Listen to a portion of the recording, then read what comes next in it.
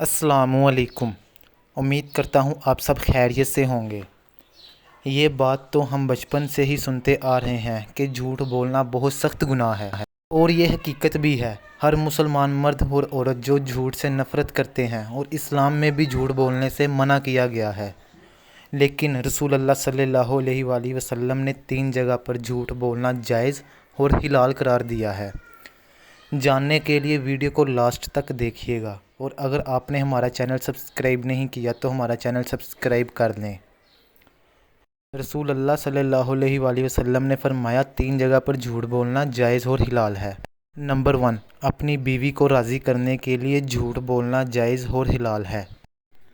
رسول اللہ صلی اللہ علیہ وآلہ وسلم نے فرمایا اپنی بیوی کو خوش کرنے کے لیے تم جھوٹ بول سکتے ہو۔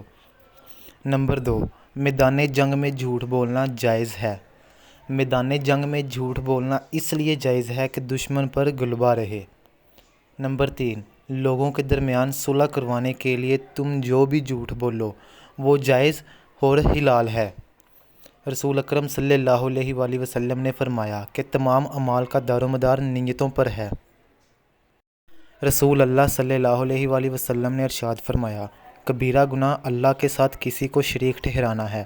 والدین کی نافرمانی کرنا، کسی کو بے گناہ قتل کرنا اور جھوٹی شہادت دینا کبیرہ گناہ میں آتا ہے۔ رسول اکرم صلی اللہ علیہ وآلہ وسلم نے فرمایا 7 ہلاک کرنے والے گناہ سے بچو۔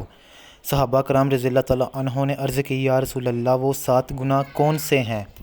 آپ صلی اللہ علیہ وآلہ وسلم نے فرمایا نمبر 1، شرک کرنا، نمبر 2، جادو کرنا، نمبر 3، کسی کو ناحق قتل کرنا، نمبر 4، سود کھانا، نمبر 5، یتیم کے مال کو ہڑپ کرنا، نمبر 6، میدان جنگ سے بھاگنا، نمبر 7، پاک دامن عورتوں پر تہمت لگانا۔ اللہ پاک آپ کو اور ہم سب کو اپنی پناہ میں رکھے۔ آپ کا پیارا بھائی عمران۔ اور یار چینل کو ضرور سبسکرائب کر دینا، آپ کی سپورٹ چاہیے۔ سبسکرائب کرنے سے آپ کا تو کچھ نہیں جائے گا، لیکن یار آپ کے بھائی کو ایک موٹیویشن مل جائے گی۔